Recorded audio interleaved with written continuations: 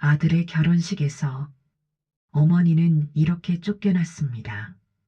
엄마에게서 생선 냄새 난다고요. 50년 동안 손이 얼어 터지고 손등이 갈라져 피가 나도 오직 아들 하나 키우겠다고 새벽마다 생선을 잡던 여인이었습니다. 그런데 그 아들은 사람들 앞에서 그 어머니를 부끄럽다며 밀어냈습니다. 심지어 자기 엄마를 죽었다고까지 말했습니다. 하지만 아무도 몰랐습니다. 그 생선 장수 엄마의 정체가 서울대 수석, 은행 간부 후보, 그리고 한 사람의 인생을 구한 전설 같은 은인이라는 걸. 오늘 모두가 무시했던 한 어머니의 50년 희생, 그리고 결혼식장을 뒤흔든 충격적 반전을 이야기하려 합니다. 호텔 결혼식장. 신랑이 신부 손을 잡고 입장 준비 중. 그때 갑자기 경비의 목소리가 울린다. 아니, 어머니라면서요. 왜 초대장이 없으십니까? 하객들 시선이 한 곳으로 향한다. 낡은 원피스를 입은 68세 순자가 문 앞에 서 있다. 민호가 달려온다. 표정은 굳어 있고 입술이 떨린다. 민호 날카롭게 속삭임. 엄마 제발 돌아가라 했잖아요. 민호야, 엄마가 내 결혼식을 왜? 민호는 주변을 둘러본다. 상류층 하객들의 속삭임이 쏟아진다. 저분이 진짜 신랑 어머니야? 시장 사람이라던데. 냄새 나지 않아? 순자도 느낀다. 자신의 몸에서 스며 나오는 지울 수 없는 생선 비린내. 민호 참아온 감정 터짐. 엄마한테서 냄새 나요. 사람들 앞에서 부끄럽다고요. 조용하던 호텔 로비가 얼어붙는다. 순자는 말을 잃는다. 50년 동안 단 한 번도 흔들리지 않던 손이 처음으로 떨리기 시작한다. 그때 어디선가 낯익은 목소리가 들린다. 순자 씨? 순자가 고개를 들자 하객들 사이에서 병원 이사장 박재현이 순자를 보고 서 있다. 그의 표정은 놀람도 부끄러움도 아닌 죄책감이다. 하객들이 웅성인다. 저 사람 왜 저분을 아는 거야? 둘 사이에 무슨 일이 있었던 거지? 신랑에게 냄새 난다며 쫓겨난 한 여자. 그런데 모두가 무시하던 그 여인을 본 순간 병원 이사장이 갑자기 고개를 숙였습니다. 왜였을까요? 그 답은 50년 전 한 여자의 삶 속에 숨겨져 있었습니다. 1992년 겨울 모든 비극과 기적은 그날부터 시작됐습니다. 1992년 순자는 27세였습니다. 서울대 수학과를 수석으로 졸업하고 제1은행에 입사한 지 3년 차. 여자로서는 드물게 간부 후보로 발탁되어 승승장구하고 있었죠. 그날도 순자는 야근을 하고 밤늦게 집에 돌아왔습니다. 5살 아들 민호가 소파에서 혼자 울고 있었습니다. 민호야, 왜 울어? 엄마, 아빠가 안 와. 순자는 가슴이 철렁했습니다. 남편 전화를 걸었지만 받지 않았습니다. 자정이 넘어서야 경찰서에서 전화가 왔습니다. 부인이십니까? 남편분이 교통사고를 당하셨습니다. 남편은 그날 밤 세상을 떠났습니다. 트럭과 충돌했고 현장에서 즉사했습니다. 장례를 치르고 나니 빚이 3천만 원 남았습니다. 당시로서는 엄청난 금액이었죠. 순자는 5살 아들을 안고 멍하니 앉아 있었습니다. 엄마, 아빠 언제 와? 민호야, 아빠는 하늘나라 가셨어. 은행 일은 계속할 수 없었습니다. 야근이 많아 혼자 아이를 키울 수 없었거든요. 순자는 승진을 앞두고 사표를 냈습니다. 순자 씨, 정말 그만두시는 겁니까? 아까운데. 죄송합니다. 아이를 돌볼 사람이 없어서요. 일주일 후 순자는 노량진 수산시장에 섰습니다. 생선 장사를 시작한 겁니다. 대학 동기들이 은행 간부가 되어가는 동안 순자는 새벽 3시에 일어나 생선을 손질했습니다. 처음엔 손이 너무 아파서 울었습니다. 곱고 하얀 손이 생선 비늘에 긁혀 피가 났습니다. 하지만 참았습니다. 아들을 위해서요. 시장 옆 가게를 운영하던 옥자가 순자를 도와줬습니다.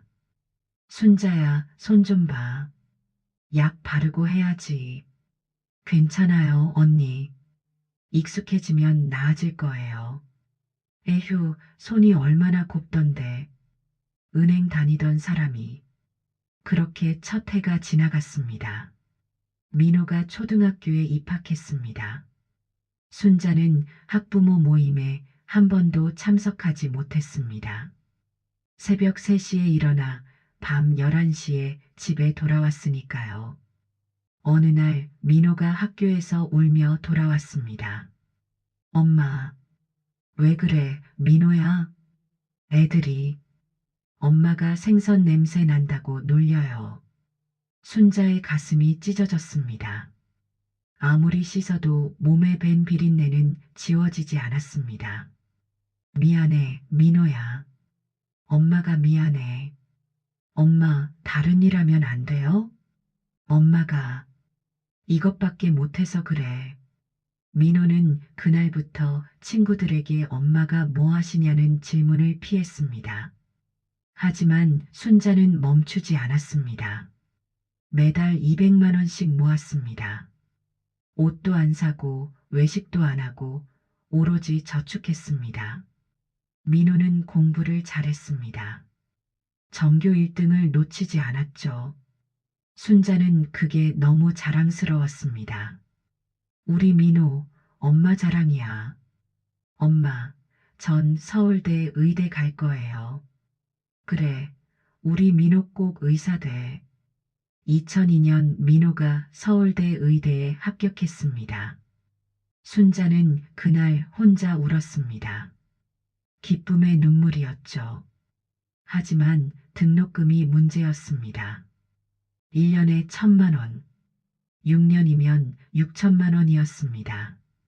순자는 20년간 모은 3억 원을 모두 꺼냈습니다. 민호야, 걱정 마. 엄마가 다 해줄게. 의대 6년, 전공에 4년, 그리고 개원 준비. 순자는 50년간 모은 돈 15억을 모두 아들에게 썼습니다. 2023년 민호는 강남에 성형외과를 열었습니다. 순자가 마지막 5억까지 보탰죠. 엄마 고마워요. 괜찮아. 엄마 아들 성공하는 게 엄마 기쁨이야. 민호는 성공했습니다. 잘생긴 외모에 실력까지 갖춰 환자가 끊이지 않았죠. 강남 타워 팰리스로 이사했고 외제차를 몰았습니다. 하지만 순자는 여전히 시장에서 생선을 팔았습니다. 60대가 넘어서도 새벽 3시에 일어났죠. 2025년 5월 민호가 여자친구를 데리고 왔습니다. 엄마, 소개할 사람 있어요. 박세희예요. 어머, 예쁘시네요. 어서 오세요. 세희는 단정했지만 순자를 보는 눈빛이 차가웠습니다. 옥자의 말이 맞았습니다. 식사를 하는 동안 세희는 코를 찡그렸습니다. 민호 오빠, 창문 좀 열어도 될까요? 좀 답답해서. 순자는 알았습니다. 생선 냄새 때문이라는 걸. 민호와 세희가 결혼하기로 했습니다. 순자는 기뻤습니다. 민호야, 축하해. 좋은 며느리 만났구나. 하지만 3개월 후 민호가 집에 왔을 때 표정이 어두웠습니다. 엄마, 저 할 말이 있어요. 뭔데? 세희 아버지가 병원 이사장이세요. 그래, 좋은 집안이네. 그래서 제가 세인의 가족들한테 엄마 얘기를 좀. 순자는 가슴이 철렁했습니다. 엄마가 뭐 하신다고 했어? 민호는 고개를 숙였습니다. 돌아가셨다고 했어요. 순자의 세상이 무너졌습니다. 엄마가 죽었다고? 엄마 미안해요. 하지만 세인의 집안이 워낙 좋아서 만약 엄마가 시장에서 생선 장사하신다는 걸 알면 그래서 엄마가 죽은 걸로 했어? 엄마 정말 미안해요. 결혼할 때만이라도 순자는 아무 말도 하지 못했습니다. 민호에게서 전화가 왔습니다. 엄마 결혼식 날짜 잡았어요. 11월 3일이에요. 그래. 축하해. 엄마 그날 오지 마세요. 뭐? 엄마 제발 부탁이에요. 세인의 가족들이 다 와요. 만약 엄마가 오시면 민호야 엄마가 내 결혼식에 왜 못 가? 엄마에게서 생선 냄새가 나요. 아무리 씻어도 몸에 밴 냄새는 안 지워지잖아요. 순자는 전화를 끊었습니다. 그리고 그날부터 일주일 동안 시장에 나가지 못했습니다. 옥자가 걱정돼서 찾아왔습니다. 순자야, 괜찮아? 옥자 언니, 민호가. 순자는 모든 이야기를 털어놨습니다. 이 녀석이 진짜 50년 동안 엄마가 얼마나 고생했는데. 괜찮아요, 언니. 민호 입장도 이해해요. 무슨 소리야? 당장 결혼식 가야지. 순자는 고민했습니다. 가야 할까 말아야 할까? 결혼식 전날 순자는 결심했습니다. 멀리서라도 아들 얼굴을 보기로. 11월 3일 순자는 4번이나 샤워를 했습니다. 몸을 문질러 닦고 향수까지 뿌렸죠. 하지만 생선 냄새는 지워지지 않았습니다.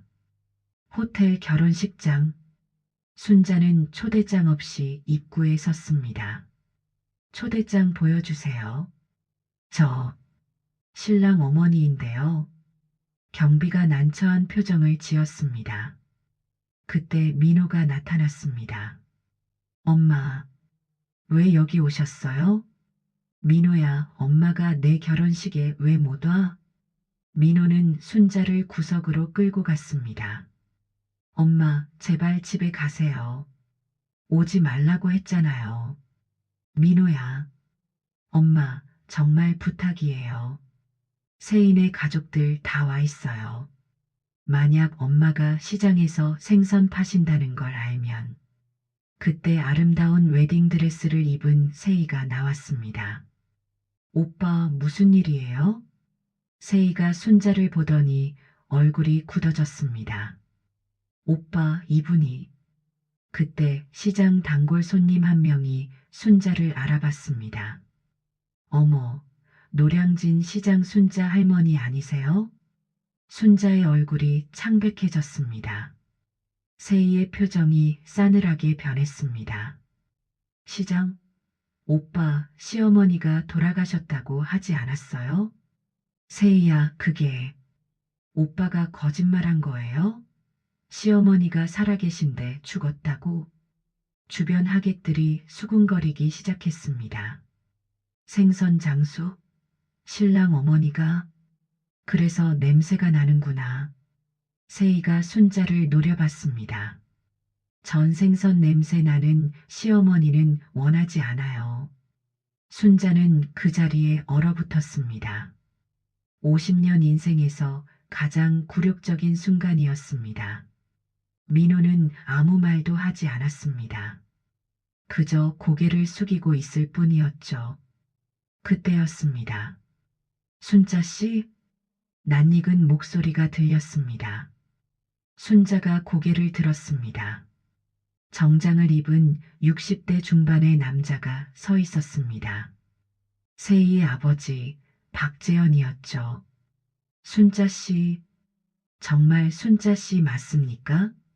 박재현의 목소리가 떨렸습니다. 재현 씨?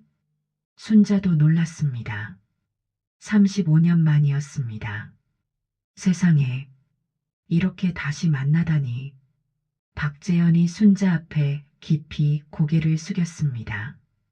죄송합니다, 순자 씨. 정말 죄송합니다. 모두가 놀랐습니다. 대형 병원 이사장이 생선 장수 할머니에게 고개를 숙이다니. 아버지, 무슨 일이세요? 세희가 당황해서 물었습니다. 박재현은 순자를 호텔 라운지로 안내했습니다. 세희와 민호, 그리고 몇몇 하객들이 따라왔죠. 여러분께 말씀드리겠습니다. 박재현이 입을 열었습니다.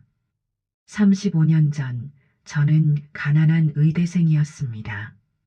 장학금으로 겨우 다니던 학교였죠.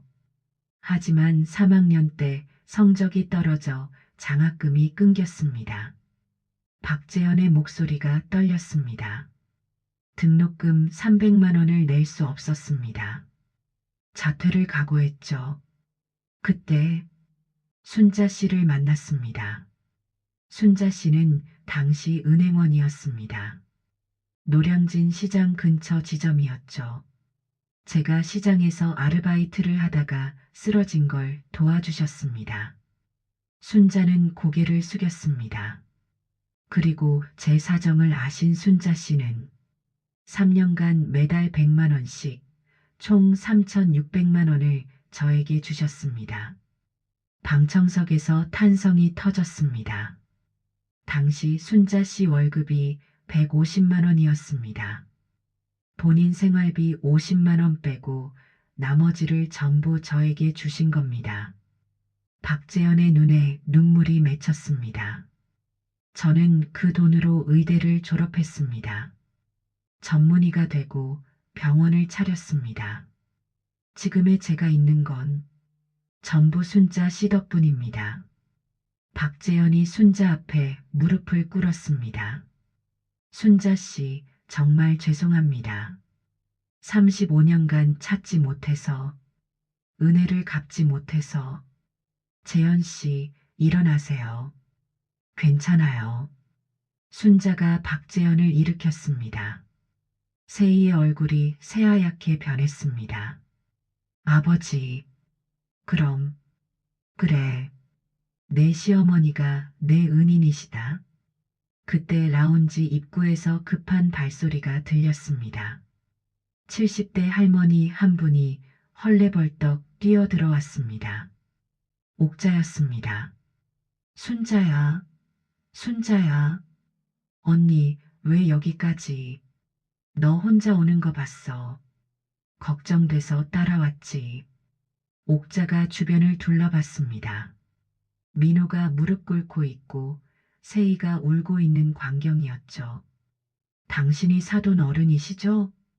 옥자가 박재현에게 말했습니다. 제가 순자 이야기 좀 해드릴게요. 이 애들이 모르는 이야기요. 옥자가 순자를 바라보며 입을 열었습니다. 순자는 서울대 수학과를 수석으로 졸업했어요. 모두가 숨을 죽였습니다. 제1은행 간부 후보였어요.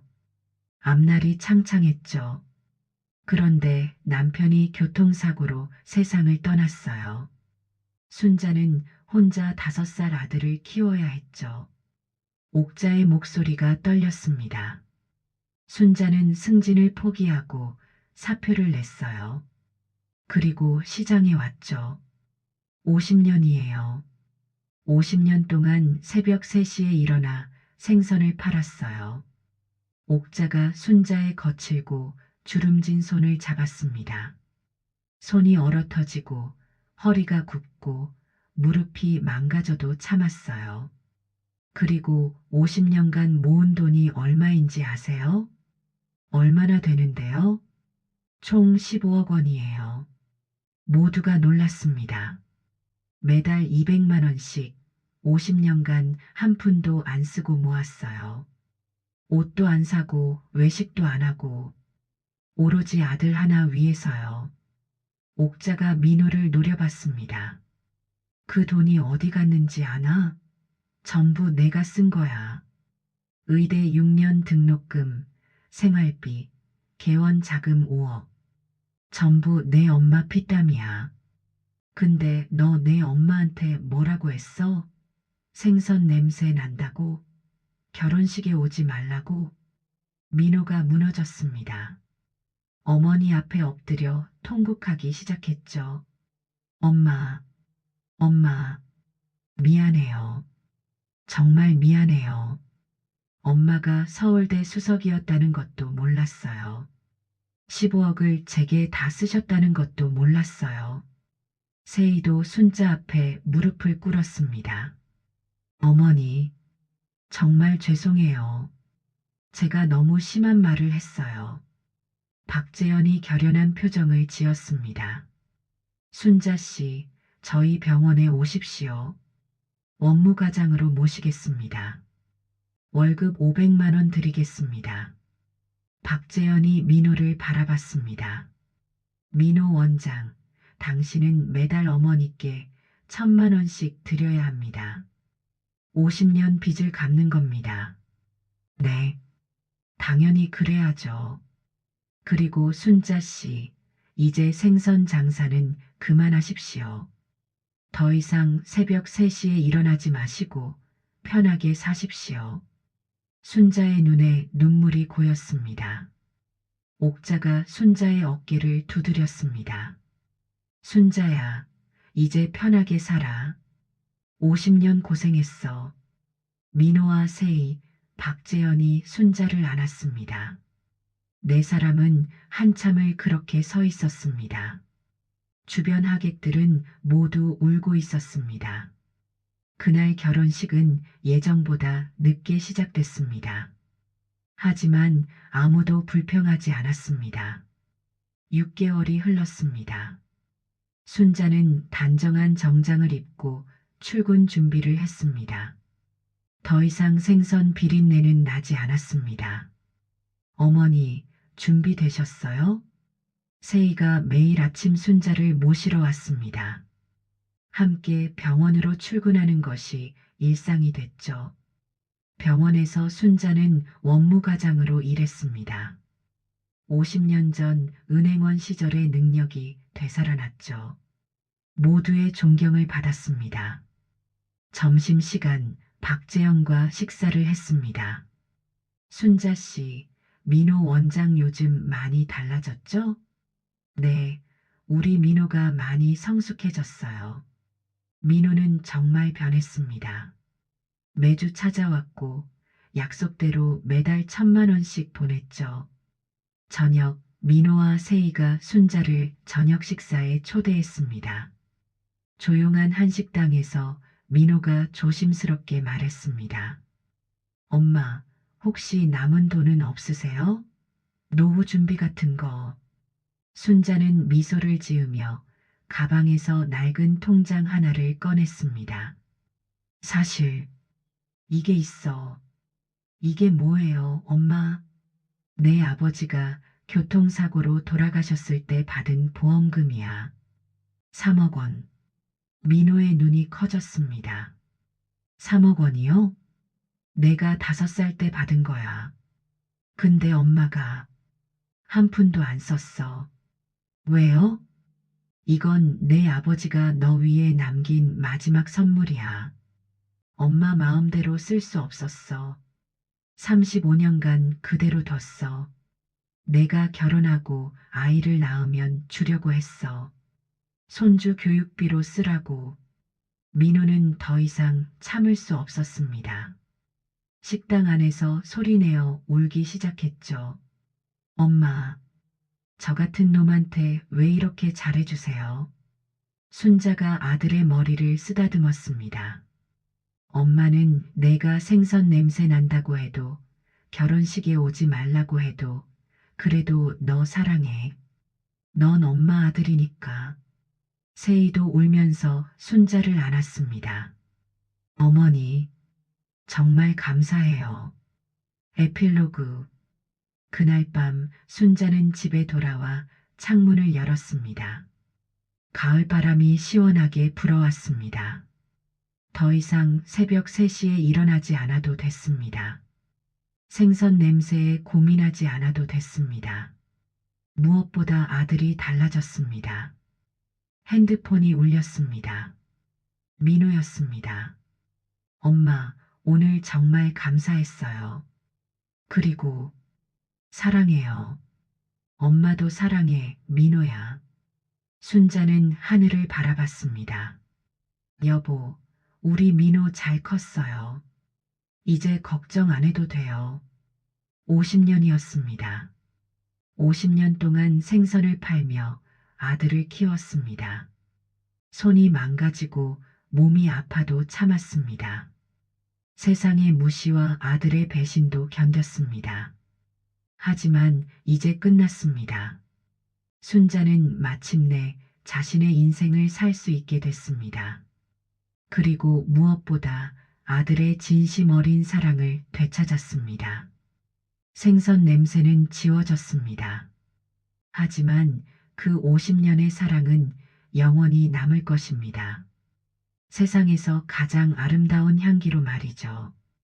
여러분, 오늘 이야기는 어떠셨나요? 부모의 사랑은 무조건적입니다. 어떤 상황에서도 변하지 않습니다. 우리 부모님께 감사하는 마음을 잊지 마세요. 괜찮으셨다면 구독과 좋아요 부탁드립니다. 다음에도 감동적인 이야기로 찾아뵙겠습니다. 건강하시고 행복하세요.